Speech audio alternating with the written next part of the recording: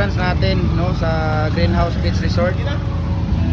Yan yung entrance, tapos dito okay. Tapos dito ang entrance papunta sa taas. May 4 na kwarto diyan na hindi naka-aircon. Ayan, kung nakikita niyo kanina. Tapos dito yung CR na pangbabae, ayan, yung girl. Nakikita natin dito yung girl. Malinis naman sila. Ayan, makikita ninyo. Shower. Tapos yung boy. Dito naman yung boy ng CR. Tapos shower. Dito yung shower. Ayan. Tapos dito yung ano natin. Ayan, kung nakikita ninyo. Ito shower din dito. Ayan. Tapos kitchen. Hugasan. Dito yung hugasan natin. No? Tapos ang lutuan dito, libre din yung lutuan dito. Ayan, kung nakikita ninyo. Yan, kung mag-ihaw-ihaw kayo, pwede dito. Tapos pag nagluto, pwede din tayo dito. May ref din sila dito na available. Ayan, may malaking cottage dyan. Nakikita ninyo. Ayan. So,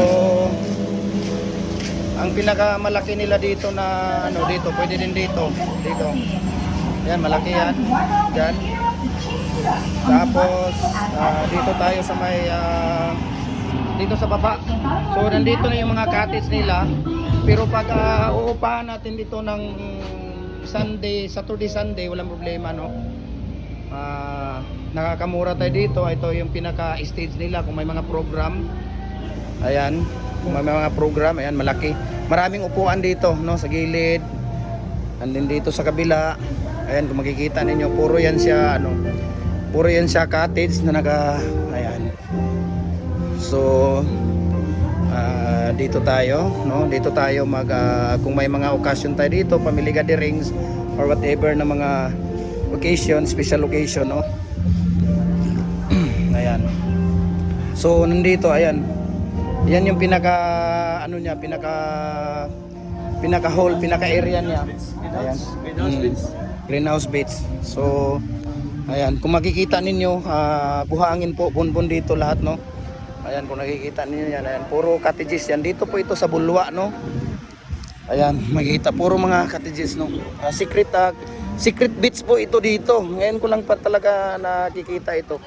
Yan, kung nakikita ninyo yan dyan. Ayan.